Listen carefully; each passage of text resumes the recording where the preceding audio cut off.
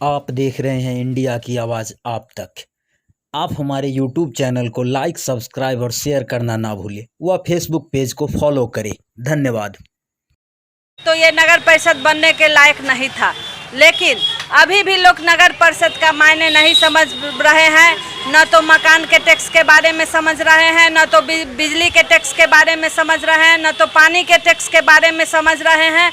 और ये एक तरीका से समझिए कि ये किसानी का क्षेत्र है और जो खेत पे टैक्सेशन लगेगा न उसके बारे में नहीं समझ रहे हैं। तो मैं जनता से अपील करना चाहती हूँ कि जो लोग सड़क पे संघर्ष करते हैं, आगे भी आपके इस टैक्सेशन के लिए हमेशा आपके साथ रहेंगे। उस टैक्सेशन को कम करने के लिए हमेशा आपके साथ सड़क पे संघर्ष करते हुए अगर अध्यक्ष बनते हैं, फिर भी हम सरकार से अपने संघर्ष को देखते हुए, सरकार के सामने अपने संघर्ष को करते हुए आपकी आवाज़। मैडम, आप अपने संघर्ष जीवन के बारे में बताएं कि ताजपुर में आपने किस तरीके का संघर्ष किया है या घर में आप बैठे हुए थे?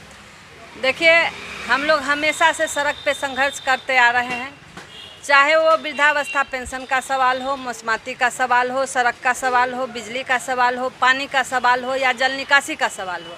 इन तमाम सवालों को लेकर हम लोग चाहे बीडीओ के यहाँ हो, कलेक्टर के यहाँ हो, हम लोग लगातार एक सामाजिक कार्यकर्ता होने के नाते हम लोग सड़क पे संघर्ष करते आ रहे हैं। तो हमें लगता है कि जब हमें अभी वो संघर्ष को जीतने का मौका मिला है, तो इस ताजपुर की जनता से अपील करते हैं कि महिला सीट होने के नाते, क्योंकि पहली बार ये नगर परिषद बना है और नगर परिषद बनने के बाद जो पहली बार होता है, सही मायने में विकास का मौका, पहली बार अगर आप सशक्त महिला को वहाँ तक अपनी आवाज़ को बुलंद करते हैं तो पहली मर्तबा आपके इस धरती पे जो नगर, तो ये नगर परिषद बनने के लायक नहीं था, लेकिन अभी भी लोग नगर परिषद का मायने नहीं समझ रहे हैं।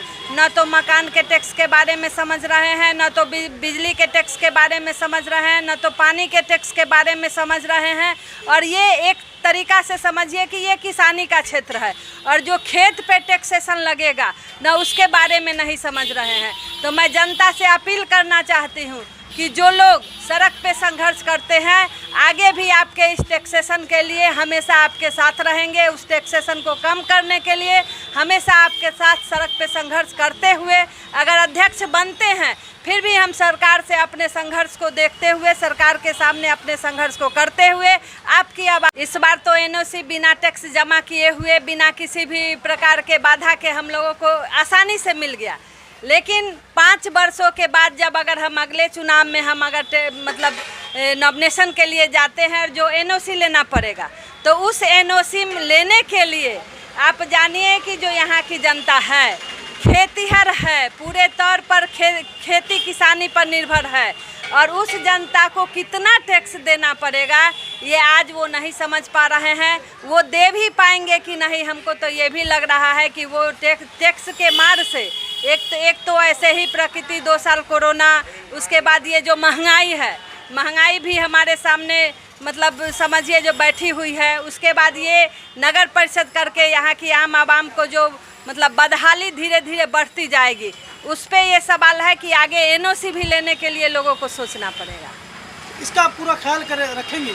एकदम 100%। अगर हम नगर परिषद अध्यक्ष के पद पे यहाँ पर बनते हैं, हम जनता के साथ सरकार से उस टैक्सेशन को, जो क्षेत्र है उसका मुआयना करके उस टैक्सेशन को कम करने के लिए हम लड़ाई जरूर जनता की आवाज़ को वहाँ तक पहुँचाएंगे।